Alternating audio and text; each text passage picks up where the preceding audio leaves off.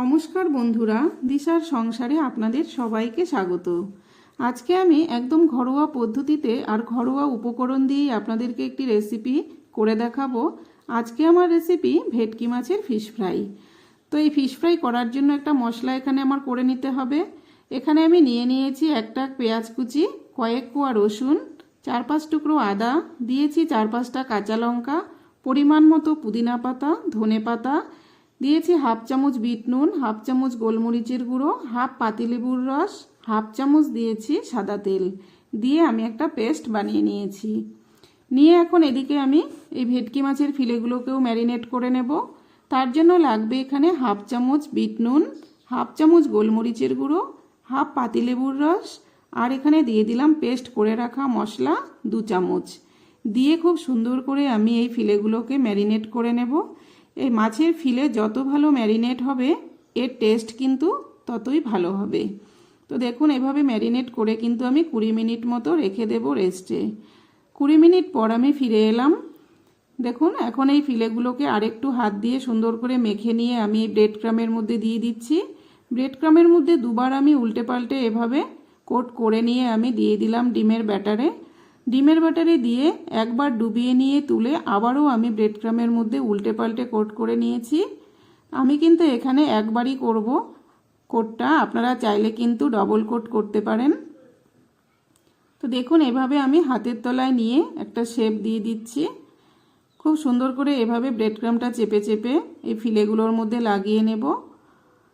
এখানে ডিমের ব্যাটারে কিন্তু আমি একবারই ডুবিয়ে নেব। খুব সুন্দর করে এভাবে কোট করে নিতে হবে। তো দেখুন খুব সুন্দরভাবে সবগুলো আমি করে নিয়েছি, সবগুলো আমার রেডি হয়ে গেছে। এখন এদিকে কড়াতে দিয়ে দিলাম বেশ খানিকটা পরিমাণে সাদা তেল। যেহেতু এই ফিশ ফ্রাইগুলো ডুবো তেলে ভাজা হবে, তেলের পরিমাণটা বেশ অনেকটাই লাগবে। তো তেলটাকে আমি হালকা গরম করে নিয়ে এখন আমি এই ফিশ ফ্রাইগুলো ভেজে নিচ্ছি।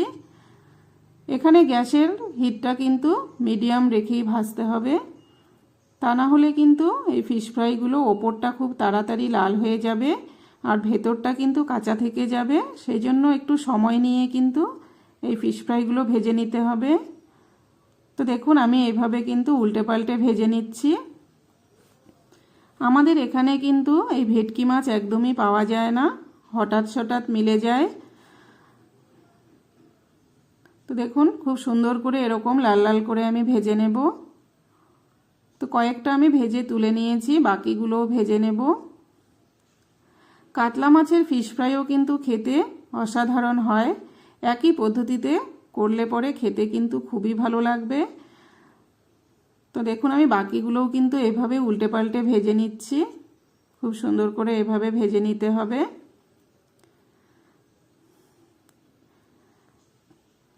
এই ফিশ ফ্রাই, ফিশ ফিঙ্গার সবারই কিন্তু খুব পছন্দের, ছোট থেকে বড় প্রত্যেকেই ভীষণ ভালোবাসে। তো দেখুন ফিশ ফ্রাইগুলো কিন্তু আমার একদম রেডি হয়ে গেছে, আমি এখন নামিয়ে নেব। তো রেসিপিটি আপনাদের কাছে কেমন লাগলো? যদি ভালো লেগে থাকে লাইক কমেন্ট শেয়ার করবেন, পেজটিকে ফলো করবেন, আর ইউটিউব থেকে যারা দেখছেন চ্যানেলটিকে সাবস্ক্রাইব করে আমার সাথে থাকবেন।